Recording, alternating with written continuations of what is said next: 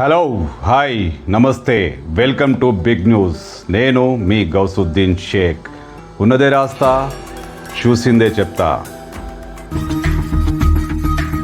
Income tax, ఆ tax, ఈ tax, GST, ఇలా తాము సంపాదించే డబ్బులో ఒక్క రూపాయి కూడా ప్రభుత్వానికి చెందకుండా అంతా తమ ఖాతాలోకి వచ్చే వ్యాపారం ఏదైనా ఉందా అంటే అది భిక్షాటన. ఎస్, భిక్షాటనకు ఎలాంటి ట్యాక్సులు ఉండవు.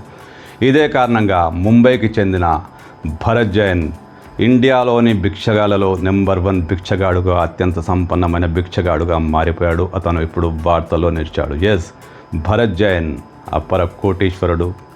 అతనికున్న ఆదాయం అంతా ఇంత కాదు. ముంబై వీధుల్లో తిరుగుతూ, ముంబైలో భిక్షాటన చేస్తూ ఆయన సంపాదిస్తున్నాడు. రోజుకు కనీసం 75,000 నుంచి ₹1,00,000 దాకా సంపాదిస్తున్నాడట. టైం బాగుంటే అంతకంటే ఎక్కువే సంపాదిస్తాట. ఎస్, భరత్ జైన్ ఇప్పుడు దేశంలోని భిక్షగాళ్లలో నెంబర్ 1 భిక్షగాడిగా, అత్యంత సంపన్నుడిగా పేరు పొందాడు. సంచలనం క్రియేట్ చేస్తున్నాడు.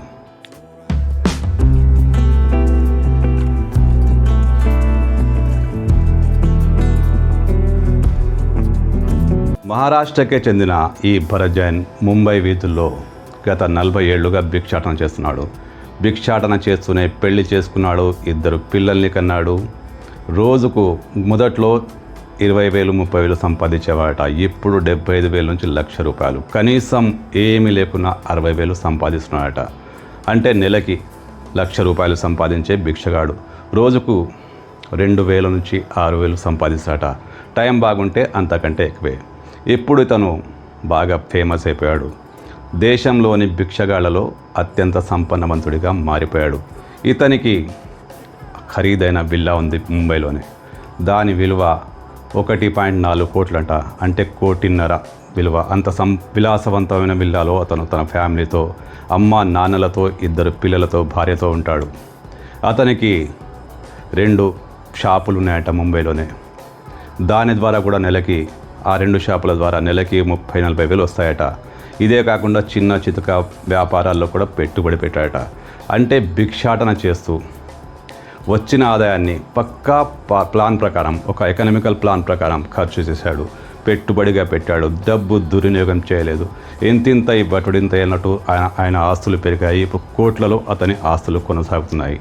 అయినా సరే అతను భిక్షాటన ఆపలేదు. అతని కొడుకు ఇప్పుడు ఒక ప్రముఖ కంపెనీలో వ్యాపారవేత్తగా జాయిన్ అయ్యాడట. ఇంకో కొడుకు కూడా మంచి పొజిషన్లో ఉన్నాడు. తల్లిదండ్రులు కూడా బాగా స్థిరపడ్డారు. అయినా అతను భిక్షాటన మానట్లేదు. ముంబై వీధుల్లో తిరుగుతుంటాడు, భిక్షాటన చేస్తుంటాడు. భరత్ జైన్ అంటే ముంబైలో చాలామందికి తెలుసు. కానీ ఆయనకున్న ఆస్తుల విలువ బయటికి రాగానే ఒక్కసారిగా అందరూ షాక్ గురయ్యారు. దేశంలోనే అత్యంత సంపన్నవంతమైన భిక్షగాడు ఇతనే అంటే ఆశ్చర్యం కలిగించక మనదు. కుటుంబీకులు ఇప్పుడు తాము స్థిరపడ్డాం, భిక్షాటన వదిలే అన్నా కానీ అతను నసేమిరా అంటున్నాడు. ఏమాత్రం అతను అంగీకరించట్లేదు. భిక్షాటనలో నాకున్న తృప్తి వేరు, భిక్షాటన ద్వారానే ఇంత సంపాదించాలంటూ కుటుంబంతో గొడవపడి మరీ వాళ్ళను ఇబ్బంది పెట్టి మరీ వాళ్ళను వారించి, వాళ్ళని సముదాయించి బయటికి వస్తాడు. విలాసవంతమైన ఇంటిలోంచి బయటికి వచ్చి చింపిరి జుత్తుతో, చిరిగిపోయిన బట్టలతో ఏదో ఒక ప్రాంతంలో కూర్చుంటాడు, ఎక్కడో తిరుగుతుంటాడు. కానీ భిక్షాటన మాత్రం ఆపడు.